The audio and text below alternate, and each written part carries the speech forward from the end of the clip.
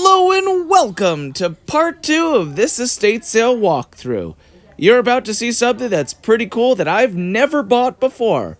Also, my name's Tom and I will be your guide. As we saw in part 1, I did get to see part of the house, but not everything, including this amazing backyard. This house had a lot to offer, and there was a lot of stuff in it. So as we continue, you're going to see even more rooms that we didn't even see before.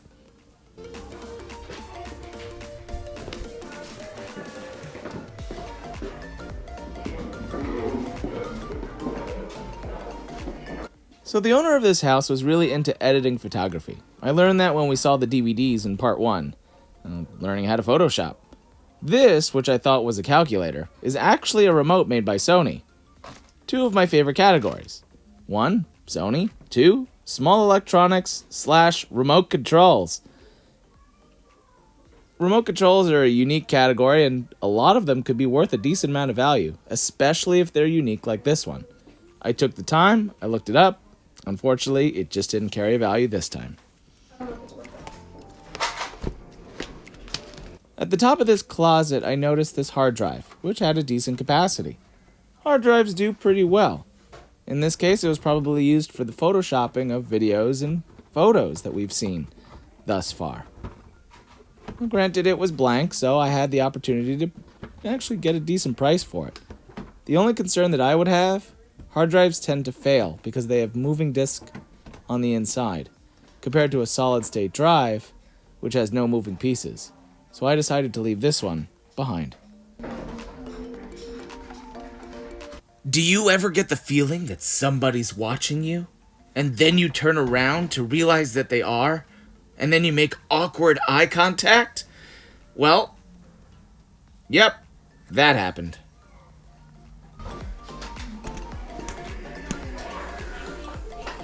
So after making awkward eye contact with my fellow patrons at this estate sale, I found this presentation remote, which usually do pretty well. In this case, it was sealed even better, but this brand was not reputable. So, it being $13 with 50% off at $6.50, I still wouldn't have made money even though it was brand new. So I had to leave this one behind as well.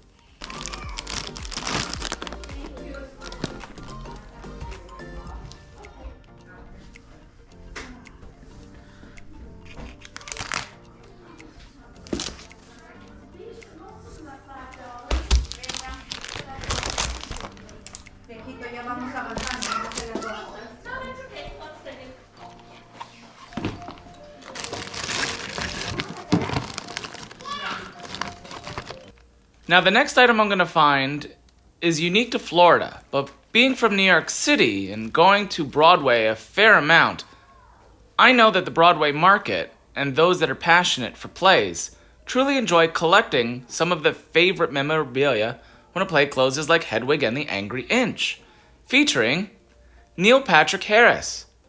This estate sale wanted $19. I wasn't sure if it was sealed, but those sealed pricing for solds on eBay were truly something I couldn't pass up.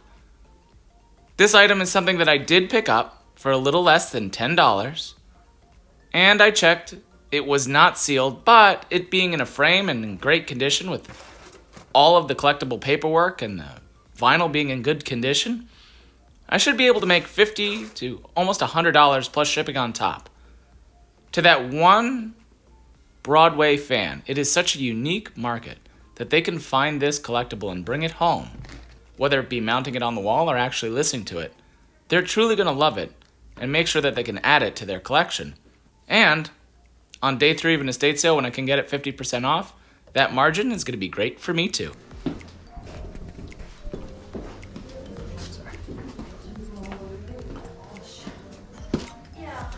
Time for the segment, Truth Time with Tom.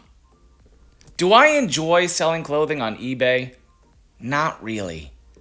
Is it fun? Not so much. But are there great margins in it that other resellers truly make a great profit and excel in it? Of course. Am I still going to take the time to go see if there might be one item that catches my eye that I might want to resell? Yes. So what I'm telling you is, if there is a category out there that you just don't feel connected with, don't always pass on it. Every once in a while, keep trying, and something might grab your interest.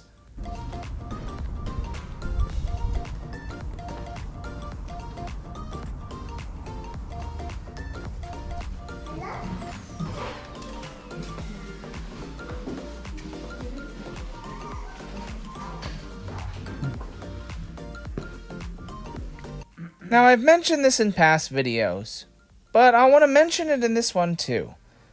Not every estate sale will lead to items that you can find to resell. But in some cases, you can find items to resell.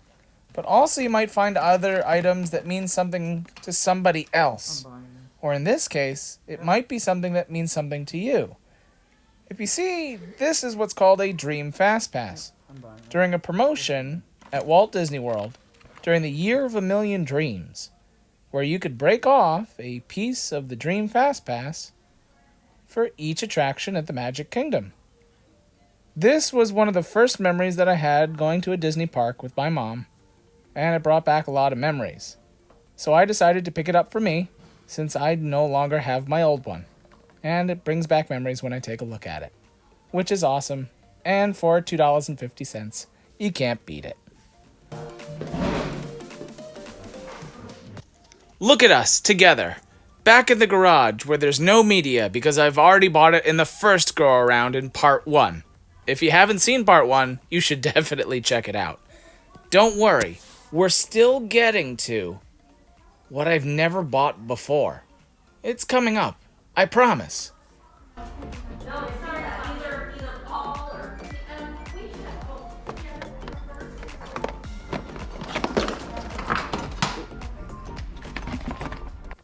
Every once in a while, you come across a really cool items. These were 35mm slides that they used to play in between films during like an intermission to let people know of the rules and or to let them know about concessions.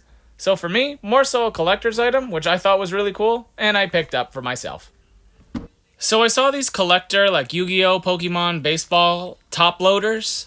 They wanted $2 for the whole pack, so $1 today. I have a lot of cards that need to go out in the mail, and this as a stiff backing will protect them when I ship them to my buyers. So that was the whole house, and then I found out they had an entire shed/garage of vintage collectibles and movie memorabilia, and literally everything else that I did not know if I had enough money to buy. We're going to see so many cool things in this shed, and a lot of it was varying in price. So you'll see a ton of different items as we go and as we get closer to the items that I've never bought before.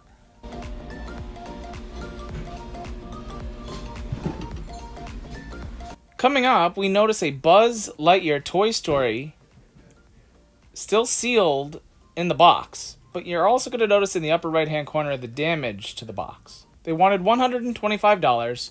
So it would have been that $62 to $63 that I would have had to pay for the item.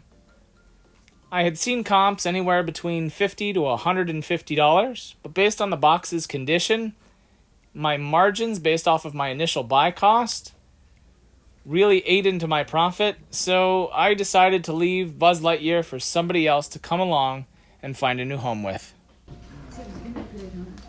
And then there are those items that take you back to your childhood.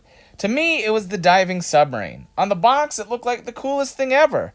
It was supposed to just stay under the surface of the water and, be a submarine. It came with a little motor that was powered by a single AA battery, but when I got it home and I plopped it in the bathtub, it just never did what it was supposed to do. It was still fun, but also a great memory nonetheless. And then came the item I've never bought before. Postcards, and a lot of them. Hundreds of them. But they were well taken care of, purchased individually, put in top loaders. So I knew I had something here. I just needed to get the right deal. So I decided to go back to the lady that cut me the DVD deal and see what she could do for me here. Listen in. You're gonna hate me. How much for your paper ephemera? Postcards? Small things and sleeves. Well, they're $5 each. Yeah. And then you have postcards too. That's how many we have. So it's a significant amount. 2, 3, 4.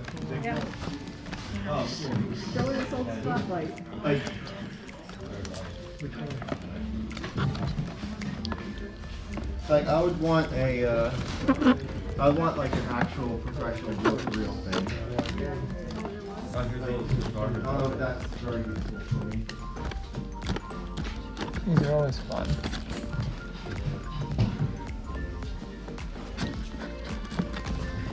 There's 50 here alone. Yeah, and then all the postcards too. Right, so we probably got another at least 100 there. Yeah. So we're at least 175 for all these. Gotcha. And that's not going to be me today. Or at least 150. Yeah. Oh, bro. Oh. I mean, here's some sold for $7.50, $5, $15. So you get your money back. Oh, yeah. She had come up to the table, looked at one of the boxes, started to count the cards, and noticed the individual price points on each top loader, and said, well, it looks like it's $5, $7, $10, $3.